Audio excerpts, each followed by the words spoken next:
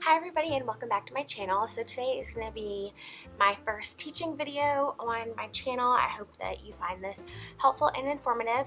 So the first thing I wanted to talk about was what is in my informal assessment kit that I use for my students. I'll just give you a little bit of background. The classroom I teach is a special education classroom. It does fall under the category of IDEA Part B, which is a federally mandated program. It is for students between the ages of 3 and 5 years old. However, my city does accept students who are 2 years of age. They all have developmental delays and they all have cognitive and physical disabilities. I do have students with Down syndrome, I have students with autism, and I have students who have specific learning disabilities in my classroom. So I just wanted to show you what I use informally to assess them. So starting off, this is just a basket, and I purchased this from TJ Maxx. I think it was like $3.99 a couple of years ago, and this is what I keep everything in while I'm in the classroom.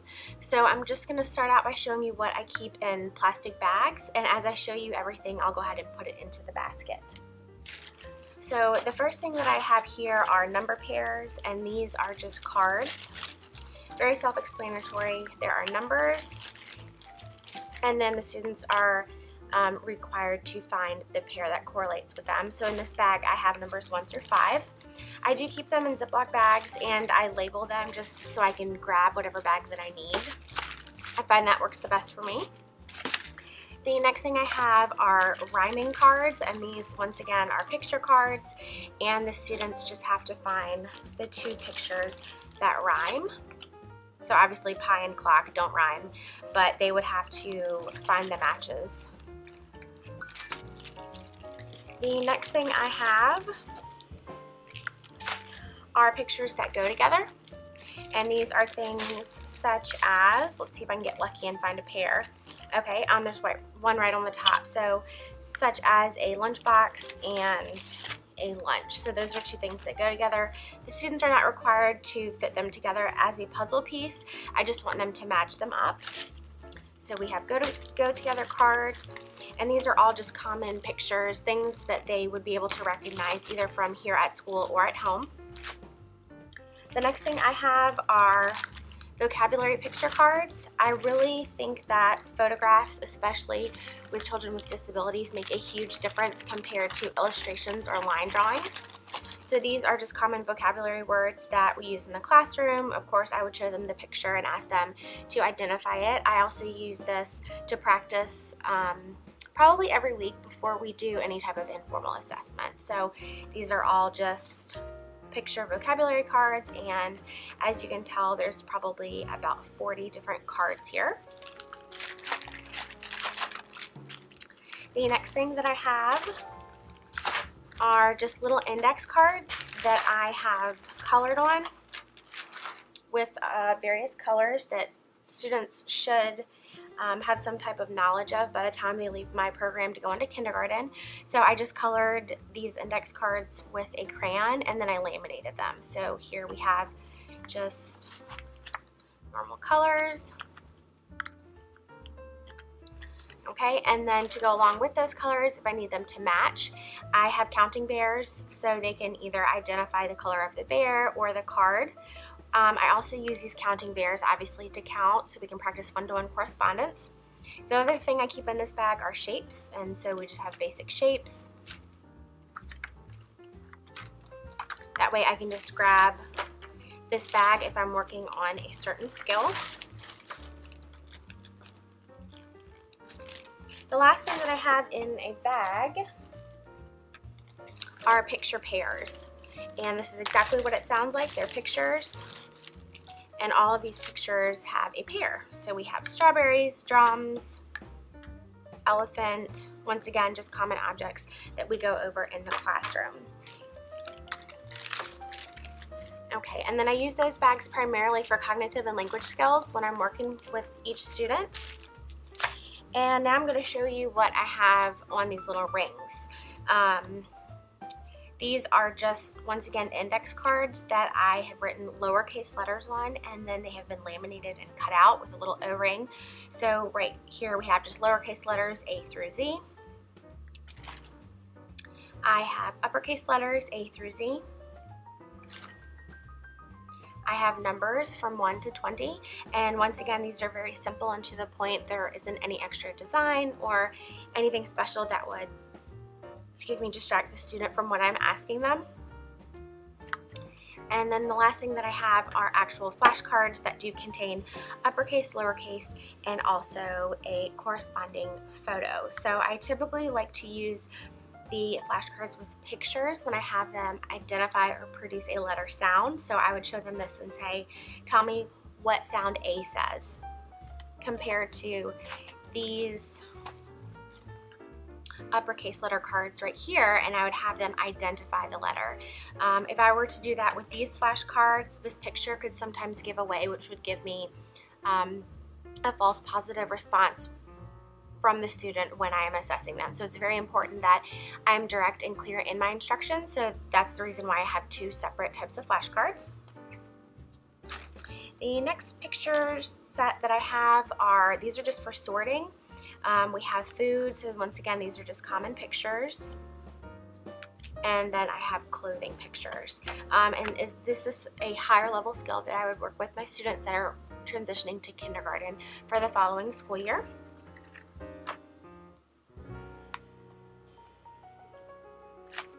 Then I also have just a shoelace with some beads on it, and these this is primarily for fine motor skills. So what I would ask the student to do is just take a bead and the string and have them lace and pull it through just like this. And for my students that are developmentally delayed, this is a very tough skill for them. So it is something that we work with pretty much on a near daily basis to really address those fine motor deficits. So I keep this in here. It is something, to the naked eye probably looks really silly, but it really has a lot of function and purpose for my students. All right, then moving on, I just have a little cup. So what I have in here are a bunch of writing utensils for myself. I use the highlighter for tracing when I need students to trace letters or numbers. And I have all these just for me when I take data, primarily for assessment purposes or for their personal IEP goals. Then I also have just little strips of construction paper, and these are used for fine motor assessment. So something that I would ask a student to do to address their fine motor skills would be either to tear paper, which I can do that as an adult for, once again, for students with cognitive or developmental disabilities. That is a very hard skill. So I would ask them either to tear, or I would just take one of these and give them scissors, and I would want them to snip the paper.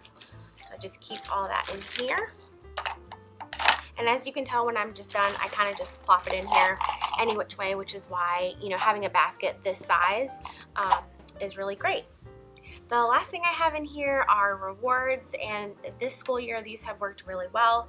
I have stickers that have just little characters from the Cars movies on them, what the kids really, really like. And then I also have just a purple stamp, and I stamp their hand if, as long as they try and they follow instruction and directions when they're working with me, then they get a little reward system. Okay, so this is what I keep in the classroom. Like I said, there are handles on this, so it's really easy to transport from table to table. So the other thing I wanted to show you was my supplies caddy. And this is just a shower caddy that I got from the dollar store. It is very old and worn, but it does the job. So I use this primarily for fine motor skills, but also for informal assessment. So I'm not going to take everything out. I'll just take it through you really quickly. I have a set of regular crayons. I have a bag of thick crayons for students who have tendencies to tear things up. I have crayons that the wrappers have been removed, so they will not be tearing them or trying to eat them. Then I just have a little cup that has markers in it. This cup over here has thick pencils in it. It has triangular pencils in it, and it has thin pencils in it, and we have a colored pencil in it. I also have 2 expo markers and 2 more highlighters. Then moving to the other side of the basket, I have, once again, stickers for reinforcement. I have glue. We have a glue stick at the bottom, an eraser, pencil grippies that I don't use that often, but I keep them in here just in case. And then on this side we have a bunch of scissors. So I have typical children's safety scissors. We have loop ring scissors that are adapted scissors. Another set of loop ring scissors that are adapted. And then we have teeny tiny scissors. And then we have teacher scissors. So this is what I use for my supplies caddy. The next thing I wanted to show you are more formal assessments. And these are things that I would typically use for developmental purposes. So I'm just going to run through these really quickly. If you see any red sticky notes, it's because I just put that over my contact information because I just don't want that out on the internet. Alright, so these are things that I use on a weekly basis. I have the Carolina curriculum for preschoolers with special needs. Everything I'm going to show you are formal assessments that can be used informally in the classroom. They all address developmental skills, typically from ages birth up until 60 months of age. So the first one, like I said, is for preschoolers with special needs. I have the Carolina curriculum for infants and toddlers. I also have the Teaching Strategies Gold, and this is the scoring booklet, so it has everything that is measured right inside of it. This is a huge kit, but this is just the scoring booklet. I also have the Early Lap, which is the revised edition that goes from ages birth to 36 months. I have the Carolina Developmental Profile for infants and toddlers. This goes from infants to developmental age of 2 years of age. I have the Lap D, and this is once again just a scoring booklet. I have the regular lap, and this goes from ages 36 to 72 months. And then the last thing that I have to show you is the Brigance. There are a couple different versions of this. There is an infant one, there is a 2, 3, 4, and 5-year-old one. So this is the last formal assessment that can be used informally in the classroom. Let's see. The last thing I just wanted to show you that I also keep for informal assessments are, once again, your basics, letters, numbers, shapes. If the flashcards, sometimes don't work for all the students, so I have these printed out, once again laminated with an O-ring. So of course we have letters and numbers, lowercase, and these are purposely not in order. When I look at student skills, I need them to be able to generalize a skill, which means, of course, to identify letters that are presented in any order. Uppercase, random order. Shapes. Numbers, random order. And then I don't use this for most of my students, but I do have numbers 20 through 50 and also lowercase.